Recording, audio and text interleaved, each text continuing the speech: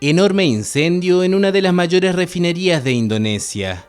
Los bomberos intentaban controlar el fuego que se produjo a primera hora del lunes en instalaciones de la empresa petrolera estatal Pertamina en el oeste de la isla de Java.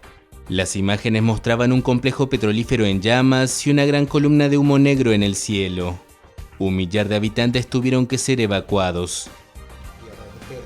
Hubo un sonido muy fuerte, pensé que era un huracán. Miré y el incendio era enorme. Las llamas eran muy altas, elevándose hacia el cielo. Por el momento no se ha determinado la causa del incendio, aunque la empresa aseguró que el fuego comenzó durante una fuerte tormenta eléctrica.